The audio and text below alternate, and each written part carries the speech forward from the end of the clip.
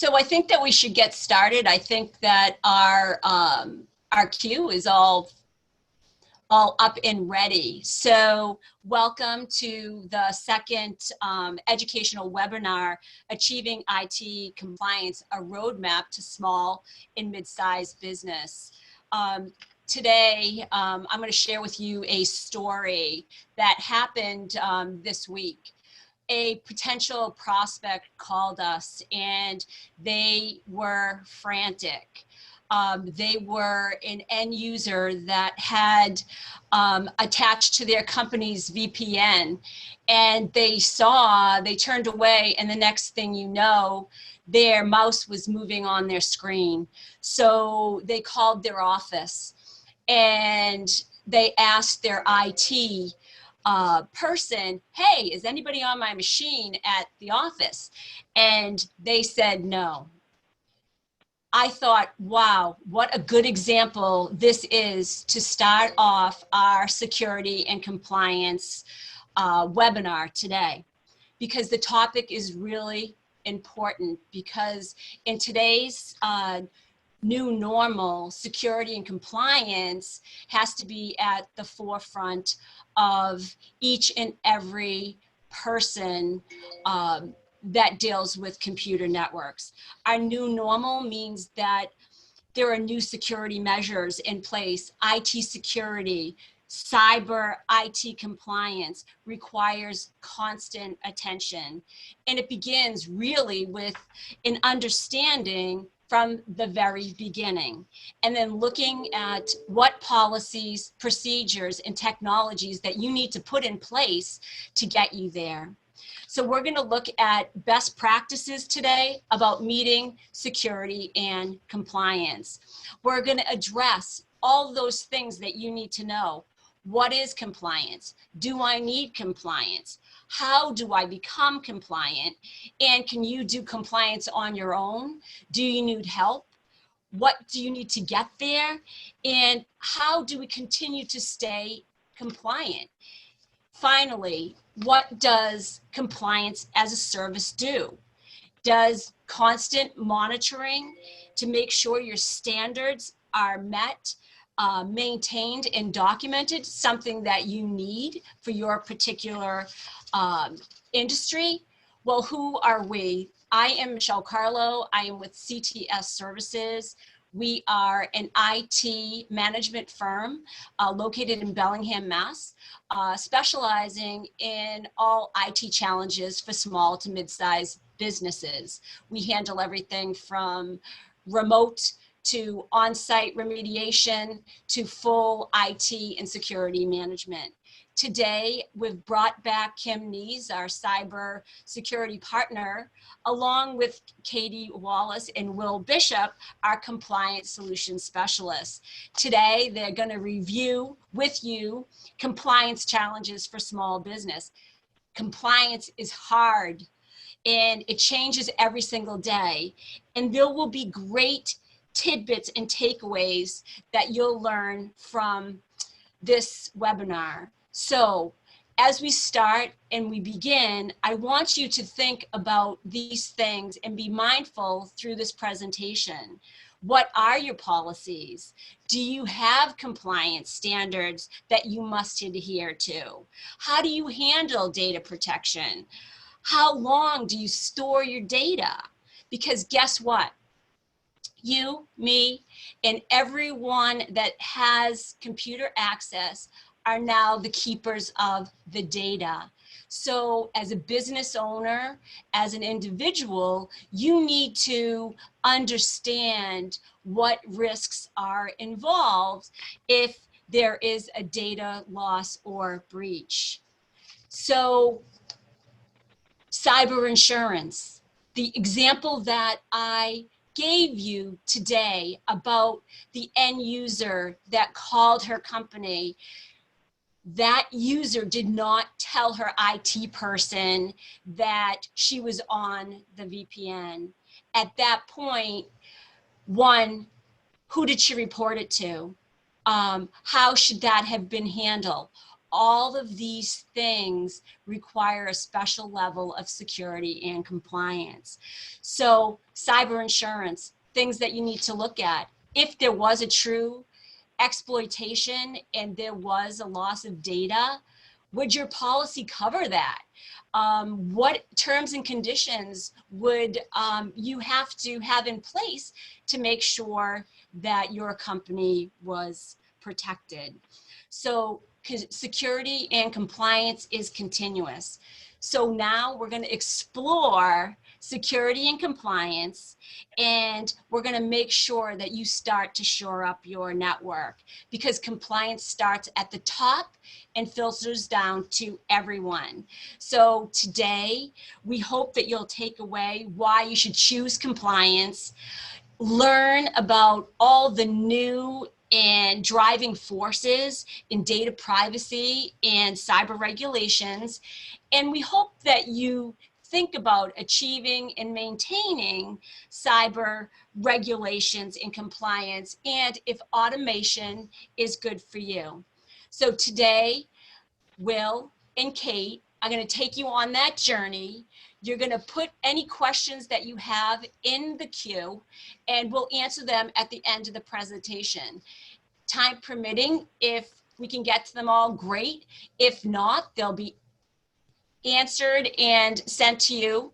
This will be recorded and a video link will be also generated. So without further ado, take it over, Kate.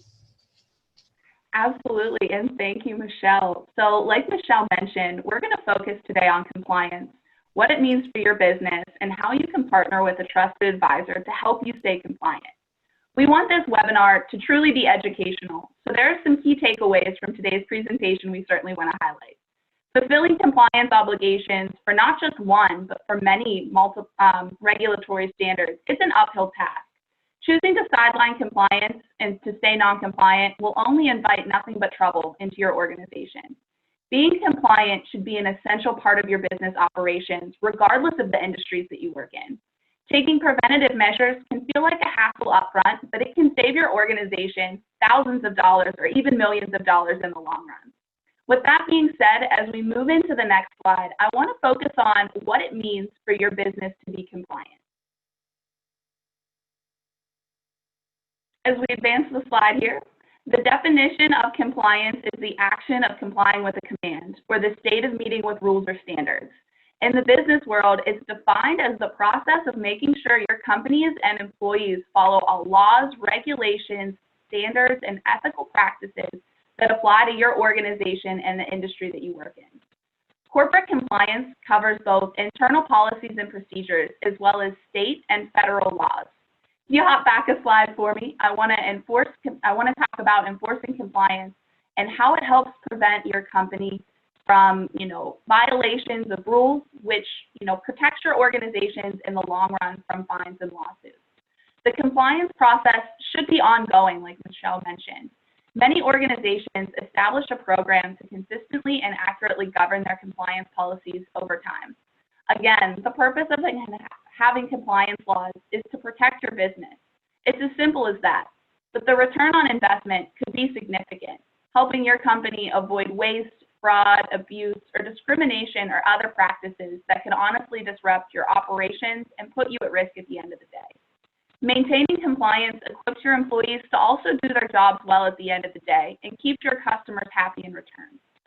In the unfortunate event that your organization faces a data breach or a lawsuit, your corporate compliance program would also help in court. As we advance the slide here, I want to highlight the growing number of compliance regulations that are out there. No matter the industry or company size, all businesses must adhere to certain laws or regulations as part of your day-to-day operations. We should all be no stranger to data privacy laws. Since 1996, doctors' offices have needed to be compliant with our health records by abiding by HIPAA regulations. And just like medical offices, businesses need to be aware of any compliance laws they face. NIST is an agency within the U.S. Department of Commerce that creates a standard in the science and tech industries. The NIST compliance documents are truly the gold standard when it comes to government contractors or anybody that does business with the government. And with the NIST framework, to do business, you simply must be adhering to these policies with zero exception. PCI compliance is a law, that companies must adhere to of any size that accept credit card payments. If your company intends to accept credit cards, store and process and transmit cardholder data, you need to hold that data under secure perimeters with PCI compliance. Several states have also rolled out their own data privacy laws. The state of New York just rolled out the New York Shield Act earlier this year, and it now joins states like California, Massachusetts in having government-mandated regulations surrounding how its residents' data is handled. As we move forward in the presentation, on the next slide, I want to focus on something big in the space, and it's surrounding data privacy. For folks in heavily regulated verticals like healthcare, insurance, and financial services, compliance can often feel like an uphill battle. More often than not, these regulations, they favor the needs of the consumers. When the United States Access Board announced that it would be releasing updated accessibility standards, a primary objection for this was to make sure us as consumers that we could receive our public health records on our cell phones or other devices. This change, honestly, was huge for the folks that needed to comply with HIPAA regulations, though, and how they handled your data. A change like this for a consumer is awesome, but potentially could lead to a large data disaster for your company if your technology doesn't evolve with these changes. Staying on top of existing regulations while balancing corporate objections to be consumer-focused, it's a hurdle. And with all of these changing regulations, many businesses falter in their efforts to keep up with the pace in these new requirements. And unfortunately, with the pace in these new requirements, businesses, again, unfortunately falter in their efforts to stay compliant. As we move into the next slide here, I want to talk about compliance because it truly is the law. Because of the vast number of government guidelines for compliance, it can easily be done for business owners to overlook these laws and find themselves in violation. This means leaving their companies open to financial penalties, lawsuits, audits, or even in the unfortunate act, they might have to close their doors. No business wants to face criminal charges for not adhering to the law, and failure to adhere to compliance regulations are no fault. The penalties for being non-compliant are based on the level of negligence and can range from $100 to $500,000 per violation or record. When it comes to these penalties, there's a larger fine if you are found to be reasonably neglectful, meaning knowing that you had compliance issues and choosing to overlook them. You would face larger fines in those scenarios. Unfortunately, these regulations are here for a reason, and they truly are to protect your business and your data and your employees and your customers at the end of the day. As we move into the next slide, I want to talk about the cost of not being compliant. Many companies, they have the "it will never happen to us" mindset when it comes to data breaches. Unfortunately, breaches are becoming more and more common. In 2019 alone, 5 million digital records were exposed to data breaches. The best way to ensure your company is protected is to align with the NIST compliance standards, honestly.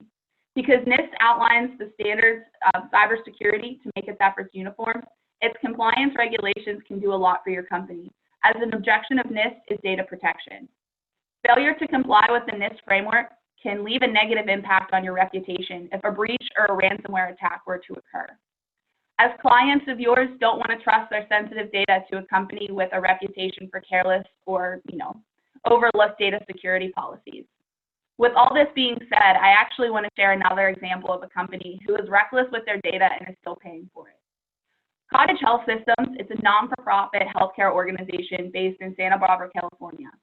A few years ago, Cottage Health, they experienced 2 security incidences that resulted in around 62,000 patient records being exposed.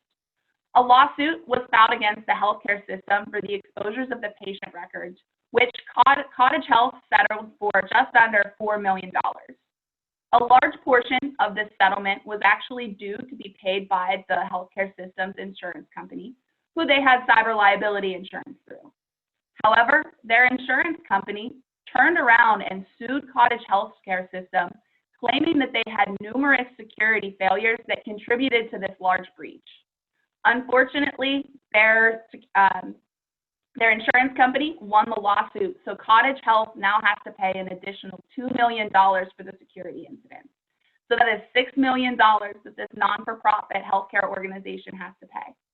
In addition to these fines that they have to pay, Cottage Healthcare must also develop, implement, and distribute written policies, procedures covering the HIPAA privacy and security rules, and must train and maintain staff on all of these new policies and procedures for years to come. And they must prove this to the OCR in the state of California every year, just from being negligent once or twice on their data. With all this being said, I want to pass the presentation over to Will Bishop and let him explain a little bit more about all these policies and procedures you need to have in place. Yeah, thank you, Katie, for sharing that information with us. And to kind of pick up where Katie left off, I want to tie things in by doing something probably shouldn't do with a presentation. Actually, a couple of things. I'm going to start on the bottom of this slide and look at this. One of the things that we hear quite often is that I'm small, or I'm in an obscure area, or people don't know who I am. I'm not very high profile, so I'm not really the target. This isn't something I have to worry about. This isn't something that I have to be concerned about. But it's not the truth. If you look at the information we have on the bottom there, where it shows you that 43% of the breaches from 2019, we're looking back a year for complete data, 43% of those involved in those attacks those breaches were small businesses. And that's one of the things that definitely want to highlight and definitely want to talk about is oftentimes those small businesses are the easy target for reasons that we just discussed. They feel like they're not the target, so they don't take action where they could, and put safeguards and security in place in areas where they definitely should. So they become that, if you will, drive-by target in a large sense. It's very easy for an attacker to launch an attack, not have as much to deal with in terms of security that they have to get around.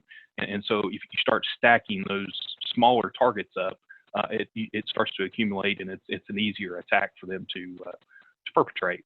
And there is a potential for a very high cost, as Katie was talking about. Also we illustrate there that the $6 trillion is the protected damage related to cybercrime annually by the year 2021. That's next year. I would tell you, that's potentially maybe even a little bit higher. We obviously had some disrupting events that occurred in 2020. We're all familiar with, what's going on with folks moving home, working remotely, things like that. And the cyber criminals never miss an opportunity to take advantage of an event, especially a global pandemic. So there's been a sharp rise in the amount of attacks against these remote workers. So the threat's there, and it is something that small business definitely does have to be concerned about. The other thing I want to do on this slide that's probably a no-no is let's actually read the statement there at the top. So compliance and cybersecurity are equally crucial systems to all businesses. While both include several core components which may align or overlap, neither system individually completely fulfills or eliminates the necessity for the other. Now you probably, and I hope you did, pulled out of that statement the fact that systems is present as a word, and that it's present a couple of times.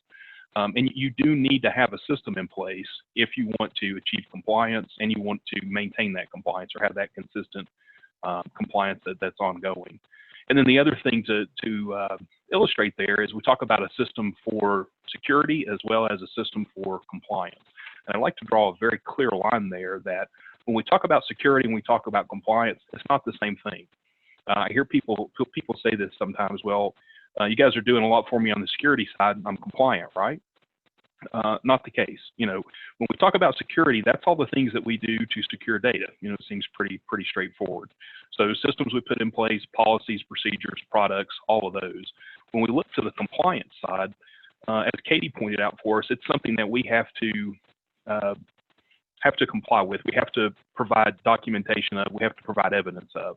So that's where we need those systems in place where we can take everything we did on the security side and map that up to the compliance regulations that we need to adhere to, see where we stack up, measure our shortfalls, measure our gaps, and then address those, and then document that as we go forward. And what we're doing to address the gaps, and then if we're ever in a position where we need to have, we're going to have an audit, we're going to have some kind of discovery around the lawsuit, whatever that might be, we have that documentation at hand, and we've got it readily accessible. So let's move over to the next slide, and let's talk through this a little bit. A couple of the things that we talked about, in the teaser for this and the invitation that you received was, hey, do I need to be compliant? Then how do I become compliant? Those were a couple of questions that are top of mind for me that we wanted to talk about today. And the answer is yes. In a word, do you need to be compliant? Yes. I would tell you that every business that exists has some standard, some framework that it has to comply to. I think Katie mentioned PCI when she was talking. So that, again, is payment card industry. If you have a business where you're swiping credit cards, or maybe taking those remotely, whatever that looks like, there are standards that you have to comply to around that acceptance of credit cards. Another great example where you don't have to be compliant if you don't have it, but I would definitely recommend that everybody have in place is cyber liability insurance. Now, a lot of people get those policies, they put them in place, and they feel really good about it.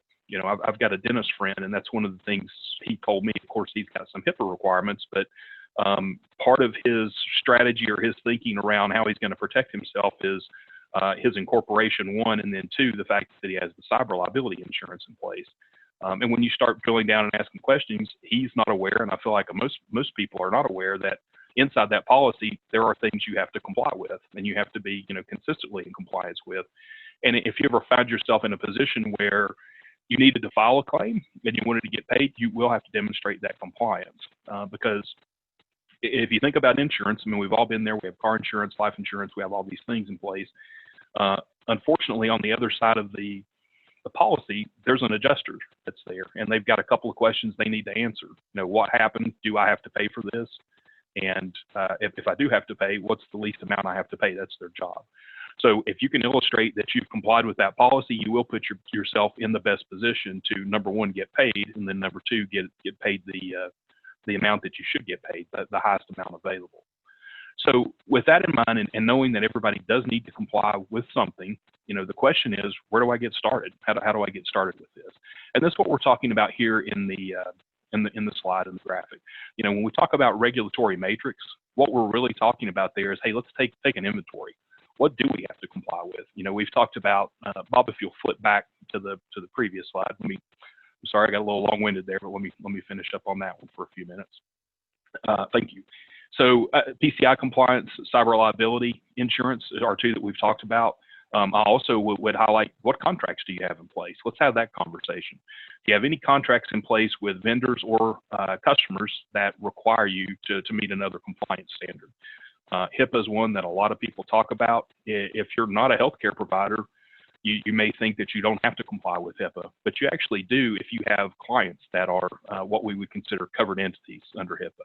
So if you provide services to a covered entity, so that healthcare provider, and you have access to their data, maybe you're an accountant, maybe you're an attorney, whatever ancillary service you may provide to that group, you have to comply as well. So that's another standard. So first step is let's figure out what the landscape looks like. What do we have to comply with?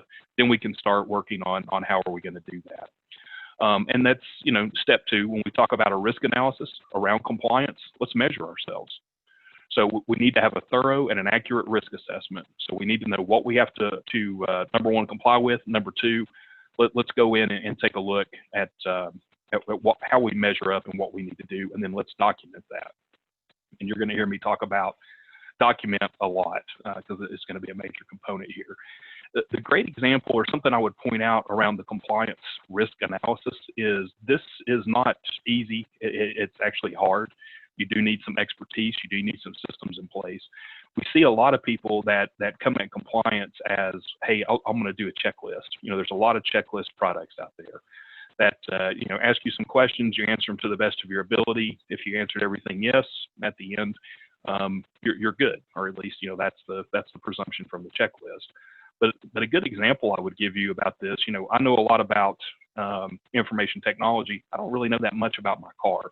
And when I go into the car repairman and say, hey, it sounds like this, or it shakes, or whatever's going on with the car, he doesn't sit me down in a chair and say, hey, do you think it's the brakes? No, you don't. Well, it's not the brakes. Do you think it's this? Do you think it's the other? And if I answer no to everything, he can say, well, you're good. There's nothing wrong with your car. He doesn't do that. They put it on the rack. They look underneath. Maybe they hook up the little code reader, see if the computer on board the car is throwing codes. They measure things that they look under the skin or look under the hood, if you will, and get some information, some data that they can actually take a look at and say, hey, your brake pads should be here. They're here. Let's address that.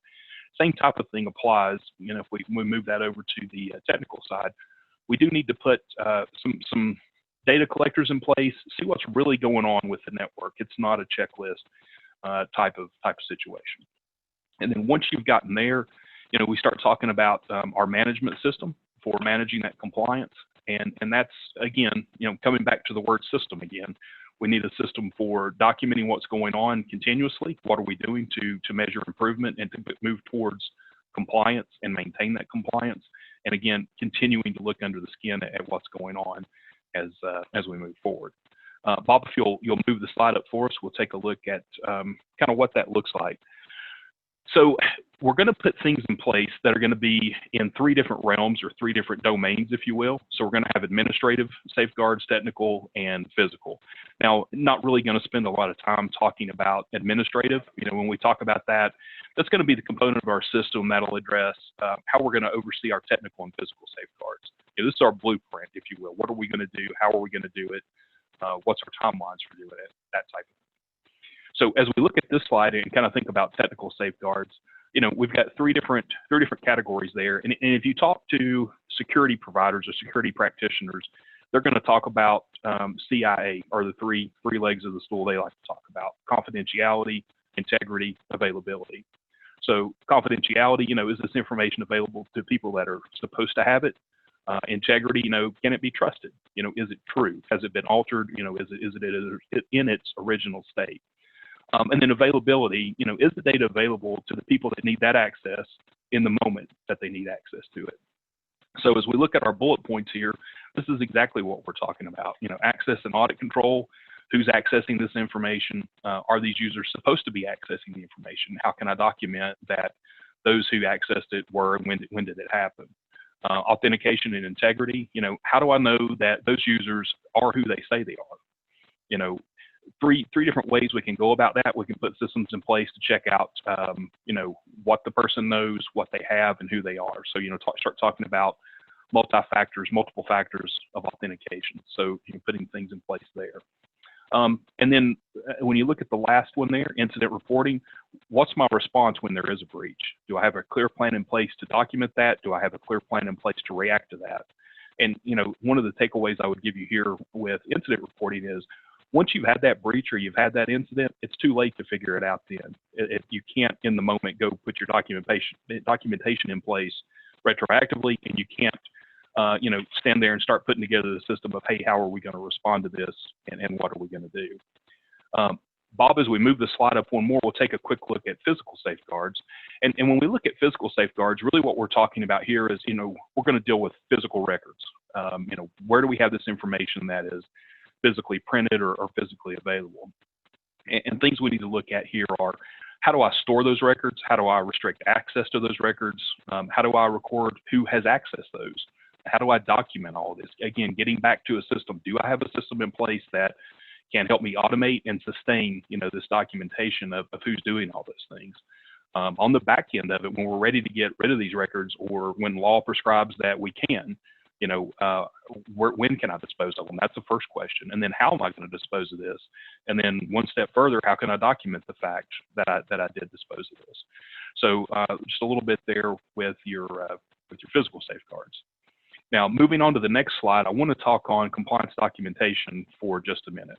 And I really this is what I want you to take away from this, and we've talked about this already. If you didn't document something, it didn't happen. That's just how things work on the compliance side.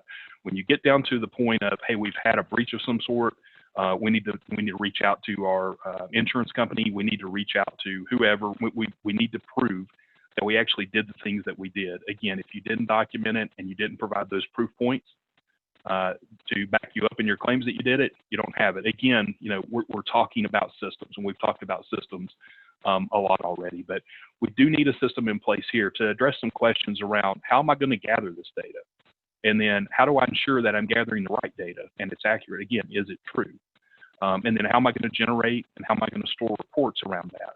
So, when we talk about this, we're talking about risk assessments, evidence of non-compliance. So again, measuring those gaps, measuring our remediation efforts, documenting our remediation efforts, and then, again, providing all that evidence of compliance in one place that I can continue to update, I can continue to use as my measuring stick, if you will, and then provide that evidence, on demand when needed.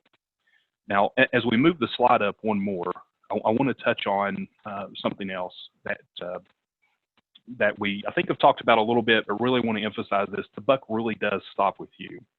A common question that I hear quite a lot is, can I designate a third party, my IT vendor, my security vendor, as my compliance officer or my safety officer, whatever title we'd like to put in place there?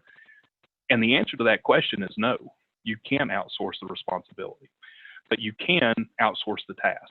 So, what we mean by that is ultimately the responsibility for compliance does lie within your organization, and somebody is going to have to be designated there. You can, however, put yourself in a position where basically you're overseeing professionals that are providing the service for you, so in communication with them. You are responsible for everything that we've talked about today. You're also for making sure that regulations are being followed by your vendors, your business associates, your supply chain, just having a good hand on that. And that's what we can provide here. I just really want to emphasize this, that this is hard, but you can get help. That you are ultimately responsible for overseeing what's going on and taking accountability for that. So the next slide, as we advance here to talking about partnering with a specialist, again, I do want to emphasize that compliance is hard. You do have to build out systems like we've been talking about. You do have a lot to consider as you build your plan, you measure. There's tools that need to be brought to bear in regards to the assessments and all the other pieces that we've covered. But what you can do is partner with someone that, again, can help you complete the task and honestly, make you look very good as you do this. So as you look for a partner, make sure you're looking for technical acumen. There is definitely a technical aspect to it. We need to evaluate our technical systems and know where those stand and know what everything means. Also look for abilities to automate the system so it's sustainable. The good example here, I think, is always like filing, filing back paper files, physical files that may have been pulled. It's not always done really well because people don't like to do it. There's a reason you give that job to the intern or, the person that's working for the summer. It's not the most fun work, and if it's not paid attention to, sometimes you tend to slip. So make sure you've got systems that can be automated, and again, they can continue to sustain and go forward.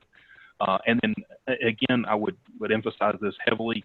Make sure you've got frameworks and systems in place for the documentation. The documentation, again, is the key. I know we've touched on that several times, but it is worth the emphasis. And then ask questions as you go through. Validate. Make sure that you understand what's going on. Choosing the right partner can make all kinds of difference, and making sure that you've got a good handle on what's going to be put in place. And how those systems are going to work and how those are going to sustain can really help you sleep a lot better at night as you think about the risk and the responsibilities that you have here as a data owner. With that, I'll hand the presentation back over and let you guys bring it to this is Bob. We do have a few questions that have come in. Okay. Absolutely. Here's the first one. I've already documented policies and procedures. I have these documents in place. Am I compliant? We've talked about this a little bit. Policies and procedures are going to be a piece of it, but they're not the entire picture, if you will. Again, one of the things we talked about earlier was having that risk assessment, have a thorough and accurate risk assessment, and then understand what that assessment tells you, where your gaps are, and what you're going to do with it. And then, the other thing I would talk about is put your systems in place. I've said systems probably 100 times already, but just having, a set of policies that are together, maybe they're sitting on the shelf somewhere. It doesn't take you all the way to compliant or a compliant status. It's actually just one small component of a system and a process that needs to be put in place. So if we have time for a few more, I have a cyber insurance policy in place. Why do I need to worry about compliance? Sure. I'll speak to that as well. You know, we talked about that a little bit in the presentation as well. When you look at that policy, there are some guidelines. There's a framework there, some regulations that you are going to have to comply with inside that policy. I actually had an opportunity to speak with my insurance agent. You know, my wife and I used to own a small business, and was talking to her about compliance at one point, and she was sharing with me that a lot of those people that show up and they've had an incident and they want to file a claim, they don't get paid because they didn't take the time to find out what's required of them in the policy, number one, and then actually go back and make sure they met all the requirements and document that. So there is a compliancy component to the actual policy itself. So that's one thing I would say. And then the other is, if you are operating your compliance practice, or your efforts internally, you're not doing it, there can be some possibility there for civil lawsuits that would fall outside of the any kind of fine that might be associated with noncompliance, and that could be the basis for the suit. So there's definitely some efforts that need to be made there, and you can't rely just on that insurance policy to cover everything for you. Okay, can you handle one more? I'm sorry, Michelle. Yeah. Just in addition, the example that I had given earlier with regards to the cyber policy of that company that had the end user breached, they found out that they filled out their application prior to COVID, before users were actually VPNing in from home, and there was certain stipulations in the original application that they had said were in place that were not in place. So that created a big gray area. So there is concern if they are going to be covered. So that leads into the last question in the time we have. I performed a risk assessment last year and nothing has changed since then.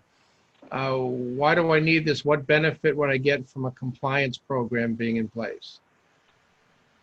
Absolutely. And Bob, I'm going to actually go ahead and step in on this question. So like Will and Michelle and myself mentioned throughout the presentation, compliance is ongoing. You ran the risk assessment last year, but so many things have probably changed inside your systems and computers that you need to run that risk assessment to see where you stand. Also, with running a risk assessment on a yearly basis, part of that is being compliant with certain regulations and acts that are out there. So choosing to forgo running a yearly risk assessment, you could actually be putting yourself at risk for being non-compliant and foregoing that assessment. Okay, that's it on our questions. So I guess the question is, we've taken away so many of these tidbits today about security and compliance, and there are so many open-ended things that most businesses in terms of security and compliance need additional information on. We do here have the tools to give you a baseline assessment for compliance and security, to give you a starting point, because all businesses need to begin somewhere. So as we said, compliance is hard, it's continuous, and you need to start at a specific time and then document and have a comparison to where you were to where you need to be. So if you have any questions, by all means, reach out to us. Our information is at the bottom of our slide. But remember, we are all responsible and keepers of the data, and compliance no longer is a choice. It is everyone's responsibility. I'd like to thank Jack Blank for allowing this outlet for us through the Chamber of Commerce as well. This is another example of the Chamber hard at work to educate businesses in this light. Look for our next webinar in a month or so, and you will get that information. Additional questions, as I said, reach out to us direct, and we thank you so much. Yep, thank you. Thank you. Thank you.